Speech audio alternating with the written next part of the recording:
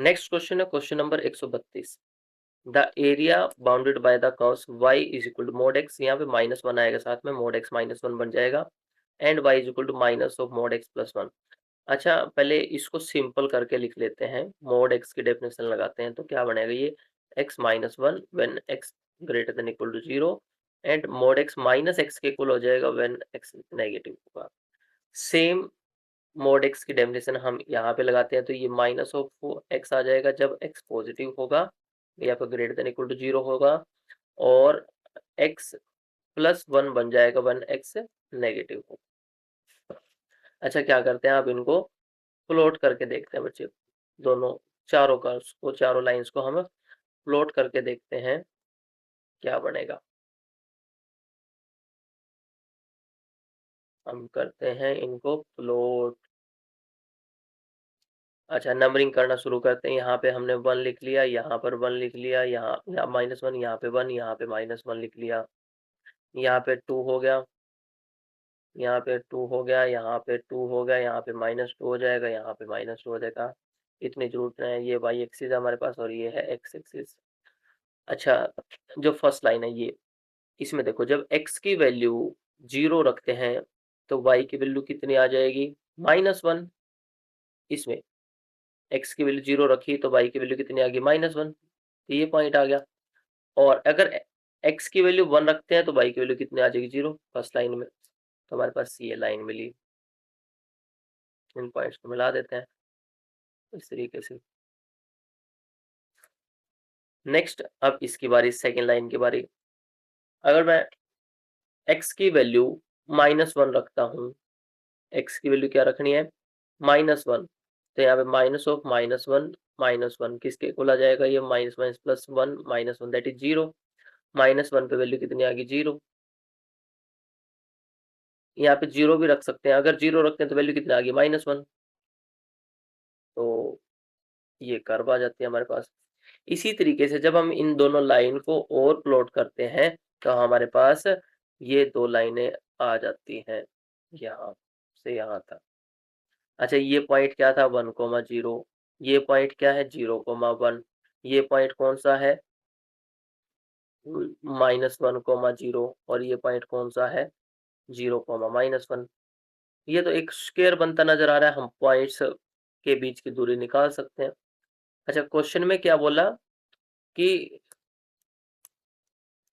Area निकालना है। अच्छा, एक काम करो, ये डायगोनल ही तो है इसके, इस स्क्वायर के डायगोनल बन रहे हैं, देखोगे तो ये स्क्वायर बनेगा, सारी साइडें बराबर हैं इसकी। हम क्या करेंगे, इस ट्रायंगल का एरिया निकाल लेते हैं बस, और इसको 4 से मल्टीप्लाई कर देंगे बाद में। चार चार ट्रायंगल है ना ये, इस ट्रायंगल का एरिया निकाल लेते हैं। अच्छा, इसका बेस कितना है, 0 से लेकर 1 तक है तो 1 यूनिट। हाइट कितनी है, 1 यूनिट। तो इसका एरिया कितना हो जाएगा, area of first triangle 1/2, base into height, base भी 1 है और हाइट भी 1 है, दैट इज 1/2।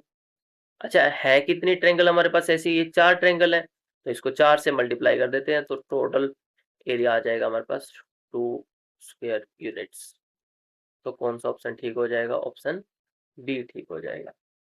दूसरा तरीका भी है इसका, हम क्या करेंगे इसमें कि साइड निकाल लेते हैं, साइड निकाल के उसका स्क्वायर कर देंगे, तो ऐसे भी कर सकते हैं। तीसरा तरीका भी है, इंटीग्रेशन मेथड से करो, एरिया अंडर द कर्व निकालो। हम किसी भी तरीके से इसको सोल्व कर सकते हैं। नेक्स्ट क्वेश्चन है क्वेश्चन नंबर 133।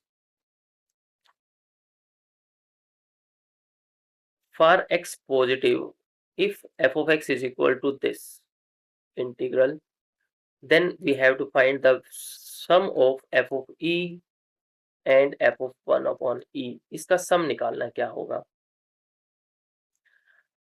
अच्छा, पहले f of e निकालते हैं। इसमें f of e किसके इक्वल आएगा, integration 1 to e log of e t upon 1 plus T dt। इसमें कोई दिक्कत नहीं है।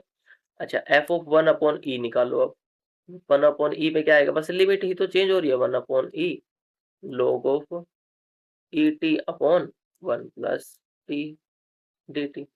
अच्छा, एक काम करते हैं, जो सेकंड वाला, अच्छा बाद में हमें निकालना क्या है, दोनों का सम ही तो निकालना है, दोनों को जोड़ देंगे। तो हम क्या करते हैं, जो सेकंड इंटीग्रल है 1 अपॉन ई वाला, इसमें हम पुट करते हैं t को, हम पुट कर लेते हैं u पुट कर लो, सॉरी u नहीं, 1/u, 1/u पुट कर लिया, डेरिवेटिव किया, dt is equal to -1/u square du,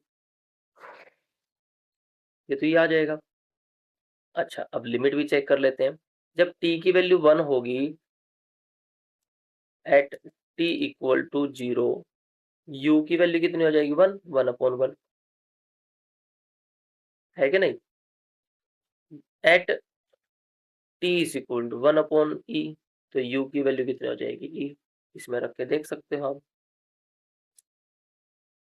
तो हमारे पास ये पूरा इंटीग्रल किस में कन्वर्ट हो गया? ये देखो, ये इंटीग्रल कन्वर्ट हो गया इंटीग्रेशन, 0 पे वैल्यू कितनी है? 1, और 1/e पे वैल्यू कितनी है?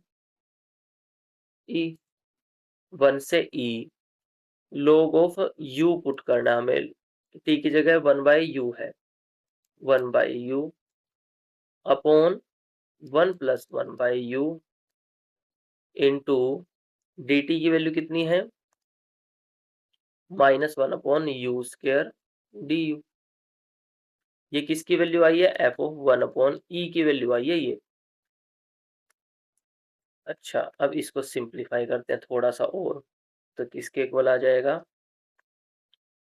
थोड़ा सा और सिंप्लीफाई होगा, 1 से e, अच्छा नीचे वालों का एलसीएम लेते हैं, एलसीएम लेंगे तो u + 1 बनेगा अपॉन u, और इसको आगे लिख लिया -1/u स्क्वायर इंटू में log की डेफिनेशन लगा दी, log of 1 minus log of u upon, नीचे क्या बनेगा? 1 + u अपॉन u du साथ में। अब देखो इंटीग्रेशन 1 to e, अच्छा यहाँ से एक u से एक u कैंसिल हो जाएगा, बचा क्या? 1/u, साथ में माइनस निशान है, log 1 कितना होता है? 0, तो ऊपर क्या बचा? Minus of log of u upon 1 + u du, ये बचा। अच्छा, माइनस माइनस तो प्लस हो गया, integration 1 to e -1/u, minus नहीं, माइनस माइनस तो प्लस हो गया, log of eu upon 1 + u du। अच्छा, ये वैल्यू किसकी आई? f(1/e) की वैल्यू आई। अच्छा, यहाँ पे u की जगह मैं x लिखूं, y लिखूं, t लिखूं, कोई फर्क थोड़ी पड़ेगा। तो जो हमारा क्वेश्चन था हम उसी के अकॉर्डिंग लिख लेते हैं। तो हमारे क्वेश्चन में क्या था? t था, तो हम क्या करते हैं? u को t से रिप्लेस कर देते हैं, u को t से। ये तो डमी वेरिएबल की तरह काम कर रहा है, 1/t log of t upon 1 + t और डी के साथ में, ये वैल्यू आई 1/f(1/e) की। और f(e) की वैल्यू भी तो कुछ ऐसी ही थी, ऊपर अभी देखा था हमने, f(e) की वैल्यू क्या थी? Integration 1 to e log of e t upon 1 + t dt, ये वैल्यू थी। अब क्या करते हैं? दोनों को जोड़ देते हैं, हमें दोनों का सम ही तो निकालना है। हम क्या करते हैं? इनको दोनों को जोड़ देते हैं। लिमिट सेम है तो लिमिट तो बाहर आ जाएगी लिमिट सेम है तो लिमिट तो बाहर आ जाएगी, 1 to e। अच्छा, ये क्वांटिटी भी सेम है इसमें, कौन सी? ये वाली क्वांटिटी दोनों में सेम है, ये भी कॉमन आ जाएगी, है ना? तो क्या बचेगा? ये तो सेम थी, तो ये तो हमने बाहर लिख ली, 1 + t, ब्रैकेट में क्या बचेगा? 1 + t + 1, ये बचेगा, और साथ में dt। अच्छा, इस ब्रैकेट वाले का एलसीएम लेते हैं अब, एलसीएम लेके क्या बनेगा? ये t ऊपर चला जाएगा, 1 + t बन जाएगा, तो 1 से e तक log ऑफ ई टी। अच्छा, ऊपर क्या बना? 1 + t अपॉन t, और नीचे ये वाला था क्या? 1 + t। इस 1 + t से 1 + t का हमने कैंसिल कर दिया, तो बचा क्या? केवल ये बचा, 1 से e log of E T upon T T. अब इसको सोल्व करना तो बहुत आसान है। कैसे? हम क्या करते हैं, देखो log t का डेरिवेटिव पड़ा है, हमें पता है log t का डेरिवेटिव पड़ा, तो log t को हम z पुट कर लेते हैं। Put log of et is equal to z। अच्छा, डेरिवेटिव करेंगे इसका तो 1/t dt is equal to dz आ जाएगा। तो और लिमिट किस में कन्वर्ट हो जाएंगी, log t की जगह अगर मैं 1 रखता हूँ, t की जगह अगर मैं 1 रखता हूँ तो log 1 कितना हो जाएगा, 0। तो z की वैल्यू कितनी आ जाएगी, 0। कितने पे z, जब हम t की वैल्यू क्या रखते हैं, 1। और जब e रखेंगे तो वैल्यू कितनी आ जाएगी, 1। तो हमारा इंटीग्रेशन 0 to 1 में कन्वर्ट हो गया और हमने इसकी जगह क्या पुट कर लिया, z। अच्छा, t ओवर dt की जगह क्या आ जाएगा, dz। और इसका इंटीग्रेशन कर दो, Z square upon 2, 0 to 1 integration करना, तो लिमिट कितनी आ जाएगी, 1/2। तो कौन सा ऑप्शन ठीक हो जाएगा इसका, इसका ऑप्शन ठीक हो जाएगा ऑप्शन सी, थर्ड ऑप्शन ठीक हो जाएगा। नेक्स्ट क्वेश्चन है, इस क्वेश्चन में प्रिंटिंग एरर है। यहाँ पे या तो स्केयर आना चाहिए था या फिर ग्रेटेस्ट इंटीजर, कहाँ पे आएगा ये कंफर्म नहीं। यहाँ पे उसने ग्रेटेस्ट इंटीजर वाली एक ब्रैकेट तो शुरू कर दी, यहाँ पे नहीं की। अब यहाँ पे इस क्वेश्चन में एम्बिग्यूटी बनी हुई है, तो ऐसे इस क्वेश्चन को हम नहीं सोल्व कर सकते। क्वेश्चन है question number 135, find the range of A की वैल्यू बतानी है किस इंटरवल में लाई करेगी, such that the angle theta between the pair of tangents drawn from this point a, 0 to the circle this। अच्छा, इस सर्कल का सेंटर क्या है, ओरिजिन ही तो है 0, 0। तो ये पॉइंट क्या हो गया, 0, 0। और हमने इस सर्कल से एक पॉइंट a, 0 पर टेंजेंट ड्रॉ कर लिए। अच्छा, इस सर्कल की रेडियस कितनी है, रेडियस है इस सर्कल की 2। यहाँ से देख सकते हैं 4 है तो 2 स्क्वायर हम उसको लिख सकते हैं। अब अच्छा, angle between radius of a circle and tangent at the point of contact is 90 degree. अच्छा, ये पूरा एंगल थीटा था, हमने क्या किया, ओरिजिन से इस पॉइंट को मिला दिया तो आधा एंगल हो जाएगा ये θ/2। तो इस ट्रायंगल में हम sin θ/2 निकालते हैं। sin θ/2 मतलब p/h निकालना है। p क्या है, p क्या हो जाएगा इसमें, रेडियस 2। और h क्या हो जाएगा, हाइपोटेनियस। हाइपोटेनियस कौन सा, 90 डिग्री के सामने वाला, मतलब ये डिस्टेंस ओरिजिन से इस पॉइंट तक का डिस्टेंस। और ये डिस्टेंस हमने अभी d मान लेते हैं। अच्छा, अगर हम इसको ध्यान से देखें, ये ओरिजिन है, यहाँ पे a, 0 है, तो a, 0 यहाँ भी तो हो सकता है, ये डिस्टेंस भी तो a है, ये डिस्टेंस भी a है। तो इस डिस्टेंस को हम मान लेते हैं d को mod a। अब देखो थीटा कहाँ पे लाई करता है, सेकंड क्वाड्रेंट पे है, π/2 से पाई के बीच में। और हमें क्या चाहिए, θ/2। तो हम क्या करते हैं, इस थीटा को θ/2 में कन्वर्ट कर लेते हैं। हमारे पास क्या है, π/2 less than theta less than pi. तो हम पूरी इनइक्वालिटी को 2 से डिवाइड कर देते हैं, तो π/4 लेस देन θ/2 लेस देन π/2। अब हमें पता है कि जो साइन फंक्शन है, साइन x है, वो π/4 से π/2 के बीच में पॉजिटिव है, ठीक है। और साथ में इंक्रीजिंग भी है, तो छोटे नंबर पे छोटी वैल्यू, बड़े नंबर पे बड़ी वैल्यू। तो हम इस इनइक्वालिटी में साइन को ऑपरेट कर देते हैं, तो इनइक्वालिटी पे कोई फर्क नहीं पड़ेगा। एक तो साइन फंक्शन इंक्रीजिंग है इस इंटरवल में, और दूसरा पॉजिटिव भी है। यहाँ पे आ जाएगा साइन π/2। अच्छा, साइन π/4 कितना होता है, 1/√2। अच्छा, साइन θ/2 की वैल्यू कितनी है, 2/mod a less than sign π/2 पे वैल्यू कितनी है, 1।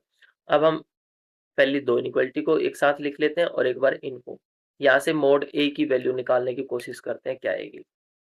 मोड ए, जो पहली इनइक्वालिटी है, लेस देन 2√2 आ जाएगा, क्रॉस मल्टीप्लाई कर दिया। और जो सेकंड इनइक्वालिटी है, 2 लेस देन मोड ए आ जाएगा। इसी को हम इस तरीके से भी तो लिख सकते हैं, mode A is greater than 2। अच्छा, ये चीज पता होगी कि मोड एक्स अगर लेस देन पी है तो एक्स बिलोंग्स टू -p/p, तो इसका यूज करेंगे। अगर mod x greater than p है तो x belongs to -∞ to -p union p to infinity. तो हम इन दोनों प्रॉपर्टीज का यूज कर लेते हैं। तो यहाँ पे जो x आ जाएगा x बिलोंग्स टू x नहीं a बिलोंग्स टू कौन सा इंटरवल आ जाएगा, -2√2 से 2√2 तक, और यहां से a belongs to -∞ to -2 union 2 to infinity. अब दोनों में कॉमन देख लो, कॉमन कौन सा आएगा। पहले हम क्या करते हैं, इसको रियल लाइन पर रिप्रेजेंट करने की कोशिश करो। यहाँ पे कहीं पे -2√2 होगा, यहाँ पे -2 होगा, कहीं ना कहीं यहाँ पे 2 होगा, तो यहाँ पे 2√2 हो जाएगा कहीं ना कहीं। अच्छा, जो फर्स्ट सेट आया वो हमारे पास कौन सा है, ये।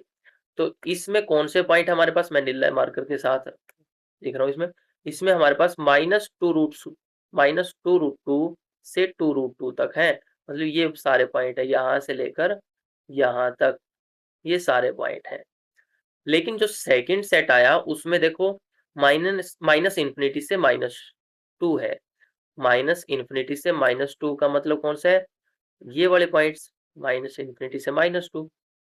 और नेक्स्ट कौन सा, 2 से इन्फिनिटी, 2 से इन्फिनिटी। अब दोनों में कॉमन देख लो, नीला और लाल स्केच कौन से पोर्शन पे चला हुआ है, तो ये कॉमन पोर्शन कौन सा आ जाएगा हमारे पास, यहाँ से यहाँ तक, और ये यहाँ से यहाँ तक। तो a बिलोंग्स टू -2√2 से -2 यूनियन 2 से 2√2 तक। ये हमारे पास ए का सॉल्यूशन सेट आ जाएगा। अच्छा, कौन सा ऑप्शन ठीक हो जाएगा, ऑप्शन सी ठीक हो जाएगा इसमें। नेक्स्ट क्वेश्चन है question number 136। Equation of circle which touches the line x equal to 0। x equal to 0 का मतलब क्या है, y axis, y equal to 0 मतलब x axis, and x is equal to 4, यहाँ पे हमने 4 इसको मान लिया। अच्छा, यहाँ से यहाँ तक ये दूरी कितनी है, 4 यूनिट है, यहाँ से यहाँ तक, तो मतलब इसका डायमीटर हो गया। तो रेडियस कितनी हो जाएगी, 2। तो सर्कल की रेडियस तो 2 होगी, सर्कल की रेडियस 2 होगी। तो यहाँ पर राइट साइड में देख लो ऑप्शन के हिसाब से कौन सा आएगा, 2 का स्क्वायर आना चाहिए। 2 का स्क्वायर तो सभी में 4 है। चलो नेक्स्ट। अच्छा, इस सेंटर से अगर मैं परपेंडिकुलर ड्रॉ करता हूँ तो ये बिल्कुल बीच का पॉइंट आ जाएगा। ये पॉइंट कौन सा होगा, 2,0। ऐसे ही वाई एक्सिस पर कौन सा होगा, ये पॉइंट 0,2। तो हमारे पास सेंटर क्या आ जाएगा, 2,2। अच्छा, ऐसा भी तो हो सकता था ये सर्कल नीचे की तरफ बन जाए, ऐसा भी तो हो सकता था, बिल्कुल हो सकता था। तो हमारे पास उस केस में सेंटर कितना आएगा, 2,-2 आ जाएगा। दो ही पॉसिबिलिटी है हमारे पास। अब सेंटर पता है, रेडियस पता है, तो इक्वेशन ऑफ सर्कल क्या हो जाएगी, इक्वेशन ऑफ सर्कल हो जाएगी x माइनस सेंटर कितना है, 2 होल स्क्वायर प्लस y -2। अच्छा, एक चीज बताओ, y 2 भी है और -2 भी है, तो मैं प्लस माइनस लिख दूं, कोई चक्कर थोड़ी है, कोई दिक्कत थोड़ी है। y square equal to r square होता है, रेडियस कितनी है, 2, दैट इज 2 स्क्वायर। अब देख लो कौन से ऑप्शन में, कौन सा ऑप्शन हो जाएगा, ऑप्शन डी ठीक हो जाएगा। नेक्स्ट क्वेश्चन है क्वेश्चन नंबर 137। क्वेश्चन नंबर 137 में डायरेक्ट रिजल्ट है, वैसे इसको सोल्व करोगे तो बहुत लेंथी है, ग्रेजुएशन का क्वेश्चन है, बहुत लेंथी होने वाला है। अच्छा, इसको इसका रिजल्ट भी एज ए रिजल्ट भी याद रख सकते हैं हम। अगर हमारे पास है ऐसी इक्वेशन दे रखी है पैराबोला की √x plus √y is equal to √a है, तो उस केस में लेंथ ऑफ लेटस रेक्टम क्या हो जाएगी, डायरेक्ट a हो जाएगी। डायरेक्ट रिजल्ट याद रख सकते हो। इसका ऑप्शन कौन सा हो जाएगा, ऑप्शन सी ठीक हो जाएगा। नेक्स्ट क्वेश्चन है क्वेश्चन नंबर 138। मेरे को इस क्वेश्चन में भी थोड़ी सी दिक्कत लगी है, या फिर इसका ऑप्शन डी आएगा। चलिए देखते हैं किस तरीके से।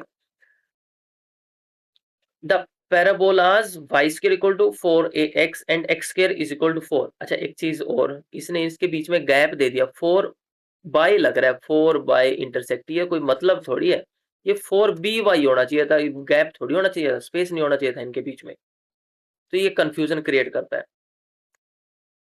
चलिए, तो दो पैराबोला दे रखे हैं, y square equal to 4ax and x square is equal to 4by, दो पैराबोला दे दिए। कहते हैं कि intersect orthogonally at point this, p point पर ऑर्थोगोनली इंटरसेक्ट करते हैं। तो हम इनके स्लोप का प्रोडक्ट -1 रख देंगे, slope m1 into m2 is equal to -1। तो हम पहले स्लोप निकाल लेते हैं, m1 निकाल लेते हैं इसका। तो डेरिवेटिव किया, dy बाई डी एक्स निकाल लेते हैं इस पॉइंट पे, dy बाई डी एक्स निकालना है तो डेरिवेटिव किया दोनों तरफ, 2y y dash is equal to 4a, x के रिस्पेक्ट में डेरिवेटिव कर रहे हैं तो y डैश की वैल्यू क्या आ जाएगी 4a अपॉन 2y। अब सेकेंड इक्वेशन में डेरिवेटिव करते हैं तो यहाँ पे क्या आ जाएगा 2x is equal to 4b y dash, यहाँ से y डैश की वैल्यू क्या आ जाएगी 2x अपॉन 4b। अच्छा ठीक है, दोनों के स्लोप का प्रोडक्ट कितना आएगा -1, क्यों, ये m1 की वैल्यू आ गई, ये m2 की वैल्यू आ गई, दोनों के प्रोडक्ट का स्लोप -1 क्यों है, क्योंकि वो ऑर्थोगोनली इंटरसेक्ट कर रहे हैं, तो m1 m2 की वैल्यू -1 की इक्वल रख दो, 4a upon 2y into 2x upon 4b is equal to -1। 4 से 4 कैंसिल किया, 2 से 2 कैंसिल किया तो बचा क्या, ax is equal to by बच गया -by, ये बच गया। अच्छा, पासिंग पॉइंट रख सकते हो, रखने की जरूरत भी नहीं है, यहाँ पे x1 y1 लगा सकते हो, कोई दिक्कत नहीं है। नेक्स्ट, अब हम क्या करते हैं, हमारे पास इक्वेशन दे रखी है y square equal to 4ax, है ना, इक्वेशन क्या गिवन हमारे पास, y square equal to 4ax given है। अच्छा, ax की वैल्यू अभी निकाल ली, यहाँ से कितनी आई -by, तो देखो y square is equal to 4 b साथ में y से y कैंसिल किया तो y की वैल्यू कितनी आ गई -4b। इसी तरीके से x की वैल्यू निकालो, यहाँ से x की वैल्यू इसमें रख देते हैं, y की वैल्यू इसमें रख देते हैं, तो ax is equal to -b into -4b, तो x की वैल्यू क्या आ जाएगी, यहाँ से minus minus plus 4b square upon a आ जाएगी, आएगी कि नहीं, ये पासिंग पॉइंट आ गया, ऐसे बोल सकते हो। ये पासिंग पॉइंट आया हमारे पास तो ये गिवन इक्वेशंस को सेटिस्फाई करेगा, इक्वेशन को सेटिस्फाई करेगा तो वैल्यू रख देते हैं फिर से।